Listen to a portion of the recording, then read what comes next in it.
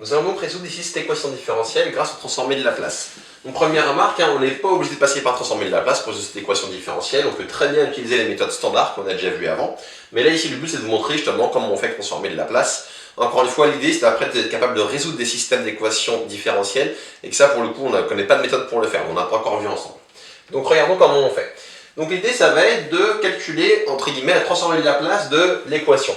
Alors pour ça, il y a une petite étape intermédiaire, si on veut être très rigoureux, je ne l'écris pas parce que mon tableau est un peu limité. Normalement, je dois d'abord supposer que je cherche des solutions qui sont causales. Donc dans un premier temps, pour pouvoir prendre la transformée de Laplace, il faut que je suppose que mes fonctions sont causales. Autrement dit, je veux dire que je prends ces fonctions-là, mais qu'avant 0, je dis qu'elles valent tout le temps 0. D'accord? Et après 0, elles valent ce qui est écrit ici. Et donc j'ai appliqué la transformée de Laplace. Comment ça fonctionne? Donc je peux dire que la transformée de Laplace, je vous rappelle le symbole, L majuscule, ici signifie que je calcule la transformée de Laplace, de y seconde plus 4 y calculé au point P, c'est égal à la transformée de Laplace de sinus t calculé au point P, où j'ai pris un P strictement positif. Maintenant, qu'est-ce que je vais utiliser? Je vais utiliser le fait que transformer de Laplace d'une somme, c'est la somme des transformés, et que la constante 4, je peux la sortir. Donc ça va me donner transformer de Laplace de y seconde en P, plus 4, c'est une constante, je peux sortir, 4 transformé de Laplace de y en P égale transformé de Laplace, pour moi je reste encore comme ça, de sinus t en P. Maintenant je vais appliquer les formules du cours sur transformé de Laplace de fonctions dérivées. Alors comment ça fonctionne? Transformé de Laplace de y seconde, je vais mettre des couleurs, facile à suivre. Donc ces termes-là, uniquement celui-ci, transformé avec le P, pardon, hop. Transformer de la place du y seconde calculé au point P, qu'est-ce que ça va donner? Comme j'ai une dérivée seconde, ça commence par P carré. Donc ça donne du P carré, transformer de la place de y en P. Et après, on va avoir des termes qui vont venir après, qui vont dépendre des données initiales. Ça va être moins, alors je diminue la puissance de P, je passe de P carré à P, donc moins P, et c'est la valeur de y en 0.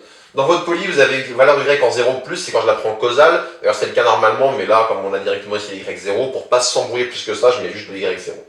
Donc moins P fois y0, et là comme je suis en P, il faut que je fasse encore un terme, moins, quand je diminue la puissance de P, je vais passer à P puissance 0, c'est-à-dire 1, et quand je diminue la puissance de P, je vais augmenter la dérivée ici, donc moins y'0. Donc ça c'est ce qui provient uniquement de ce terme-là. Puis maintenant je vais aussi avoir le terme ici, 4lyp. Donc ça va donner plus 4 facteur de lyp. Donc là comme c'est la dérivée, pardon je suis en train de dire des bêtises, il n'y a pas de dérivée justement, donc je n'ai rien à faire. J'avais inventé une dérivée qui n'existe pas, il est là. Donc là, ça me donne directement un peu plus 4 lyp. Je n'ai pas de formule à appliquer. Si j'avais eu du y', il aurait fallu que j'applique une formule avec y', mais là, je n'en ai pas, donc je ne l'applique pas. Et tout ça égale transformer de la place de la fonction sinus, c'est une fonction classique. Ça donne donc sinus oméga t, c'est oméga sur p carré plus oméga carré. Ici, oméga vaut 1, donc ça fait 1 sur p carré plus 1. Maintenant, je vais regarder mes données initiales. Je sais que y0, il vaut 0, et donc ce terme est nul. y'0, il vaut 0, et donc ce terme est nul. Donc, première remarque, en fait, on peut résoudre avec transformée de Laplace uniquement quand j'ai les données initiales, quand j'ai ce qui se passe en 0. Si j'ai par exemple y1, je ne peux pas le faire, ou bien faire des changements de variables, des choses un peu compliquées pour rien. Si j'ai autre chose que y0, y'0, je dois faire avec la méthode qu'on a vue précédemment pour résoudre des équations différentielles d'ordre 2, à coefficient constant. D'accord? Mais là, comme j'ai un 0, je peux faire ça, ça va aller un peu plus vite. Et maintenant, qu'est-ce que je vais faire? Je vais factoriser et regarder ce qui me reste. Quand je factorise par mon facteur commun, qui est ici lyp, j'obtiens p carré plus 4 lyp égale 1 sur p carré plus 1. Ça, c'est donc ici quand je factorise. Et qu'est-ce qui s'est passé en fait? D'ailleurs, je l'ai dès maintenant, j'ai transformé une équation différentielle, ici, avec des dérivées secondes, en une équation classique d'inconnu lyp. Donc l'avantage de passer en transformée de Laplace, c'est que ça transforme donc les équations différentielles en équations classiques. Maintenant, qu'est-ce que je vais faire de ça? Je vais réécrire, je vais dire que lyp,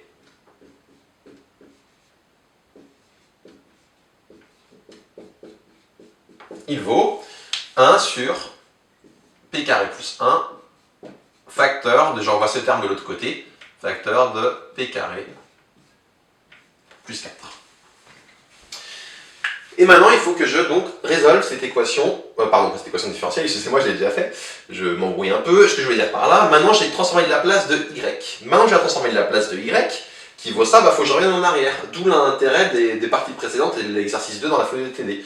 Quand on est là, il faut être capable de revenir en arrière, c'est-à-dire de savoir quelle fonction me donne ça comme transformé de la place. Comment je vais faire ça? En fait, si vous je regarde, j'ai une fraction rationnelle, il faut que je la décompose en éléments simples.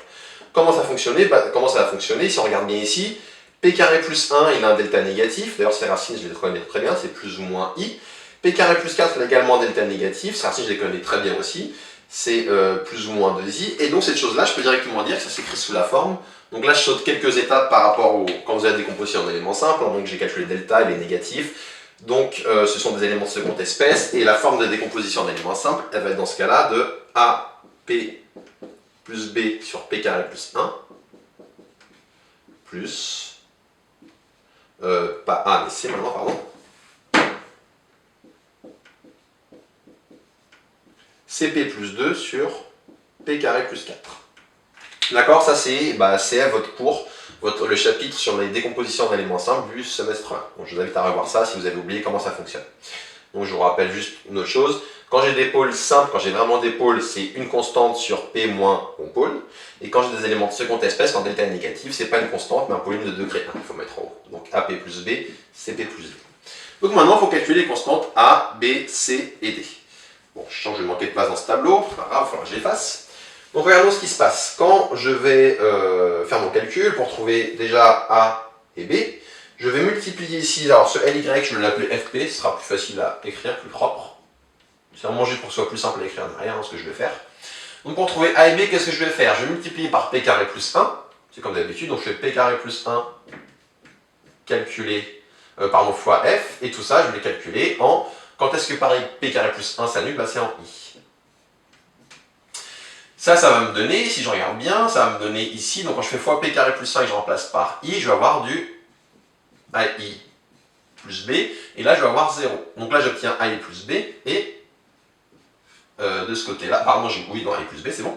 Et de ce côté-là, qu'est-ce que je vais obtenir? Je vais obtenir, quand je remplace, et ici quand je calcule, pardon, je vais obtenir, je me mets là, quand je fais fois P carré plus 1, ça disparaît, quand je remplace par I, ça va me donner du 1 sur I carré plus 4, donc 1 sur 3.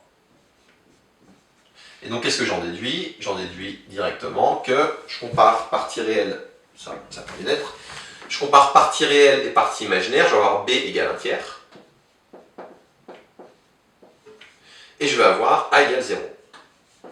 Donc là, j'ai trouvé B et A comme ça en une étape. Je vais maintenant faire la même chose pour C et D. Donc pour C et D, je multiplie par le dénominateur, P carré plus 4. Je fais fois F et je vais calculer en quand est-ce que P carré plus 4 s'annule en 2i.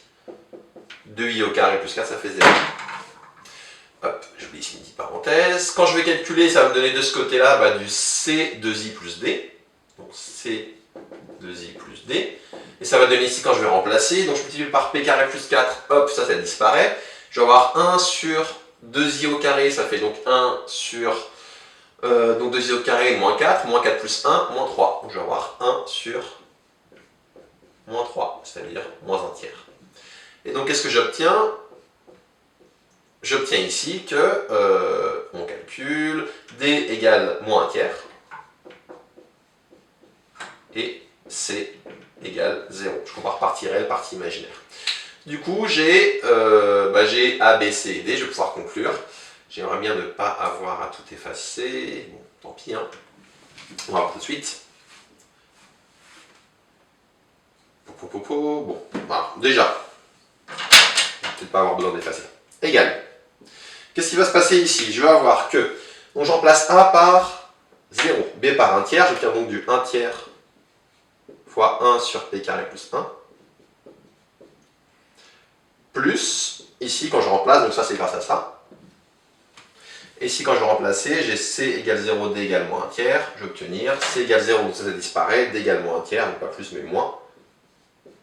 Moins 1 tiers fois 1 sur P carré plus 4. Et en fait là je peux conclure directement, je vais juste essayer. Alors, je vous demande, comme souvent dans ce tableau, d'être attentif.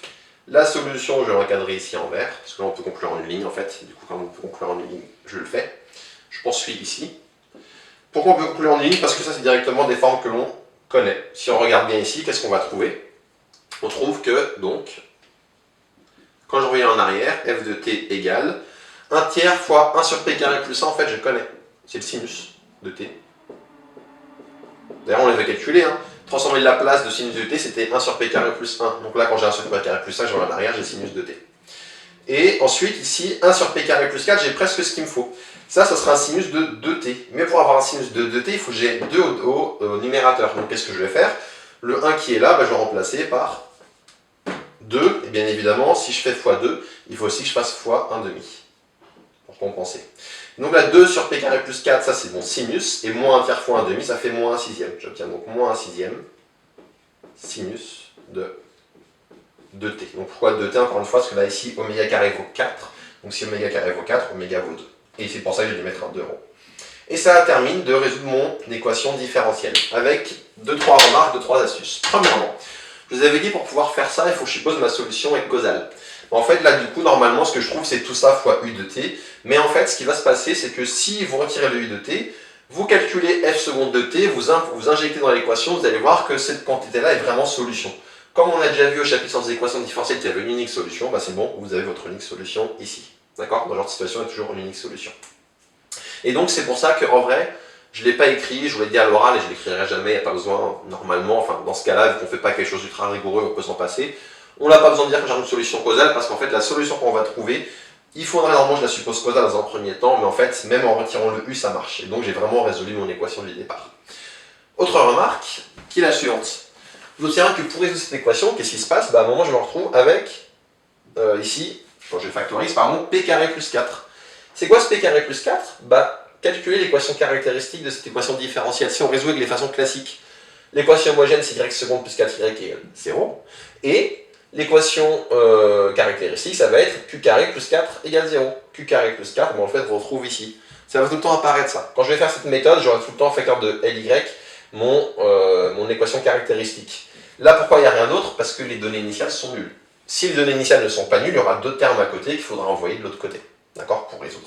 Mais en tout cas, l'équation caractéristique va toujours apparaître. C'est logique. Parce que comme je résous la même chose, je résous la même équation que d'habitude, il est logique qu'apparaisse, c'est en tout cas cohérent, qu'apparaisse l'équation caractéristique qui était le point clé pour résoudre cette équation différentielle quand j'avais égal 0 à droite. Et donc, si vous observez bien, qu'est-ce qui se passait quand on calculait ici qu'on avait q carré plus 4 égale 0? On avait un delta négatif. Et donc, les solutions étaient de la forme exponentielle alpha t, je les ai fait appeler plutôt exponentielle at, facteur de alpha sinus t plus bêta, alpha sinus bt, pardon, plus bêta sinus bt. Et ça ressemble à ça, sauf que là, ici, il se trouve que la partie exponentielle est nulle. Normal, vu que la partie réelle quand je résous cette équation, p carré plus 4 égale 0, la partie réelle c'est 0. Donc tout ça, si vous n'avez pas en tête les cours sur les équadifs, ça doit vous paraître du chinois. Si vous comprenez, si vous vous souvenez d'accord des équadifs et des équadifs d'ordre 2 et que vous avez a priori compris. Si ce n'est pas le cas, revoyez aussi les équadifs d'ordre 2. Il faudra qu'on fasse un petit test dessus, je ne sais pas quand, à la fin du confinement, ou peut-être à distance, bon ça on verra. Mais il faut bien revoir les équadifs d'ordre 2 aussi, on n'a pas encore fait des DS dessus, et on en fera. Et donc juste pour conclure, voilà, je vous disais, ça correspond à la partie équation homogène, pardon celle-ci, là, le moins 6e sinus de t. Le 1 tiers sinus t correspond à quoi? Lui, il correspond au second membre, et à la solution particulière, si on avait fait avec la méthode classique. Et en fait, l'avantage passé par les transformés de Laplace, c'est que les constantes, on les a directement. Du fait qu'en fait, le y0 égale 0, y0 égale 0, ça intervient dès le début du calcul, ça fait qu'on trouve directement les bonnes constantes. Donc dans certains cas, c'est plus rapide de faire ça que de faire avec la méthode classique pour résoudre les équadifs. Ça sera à vous de choisir pour plus tard, quand vous résolvez des équadifs, mais ayez bien en tête que pour que ça fonctionne, le seul moyen, c'est qu'on a ici y0 et y'0. Si j'ai autre chose que 0 là-dedans, je dis le 0 qui est dans le y. Là, on peut avoir 0, 1, 2, 3, 4, 5, c'est pas un problème. Et là aussi. Par contre, dans la parenthèse, il faut que j'ai 0 et 0 pour pouvoir faire avec transformer de Laplace. Si j'ai autre chose, je ne peux pas faire avec transformer de Laplace. Donc voilà pour cet exemple.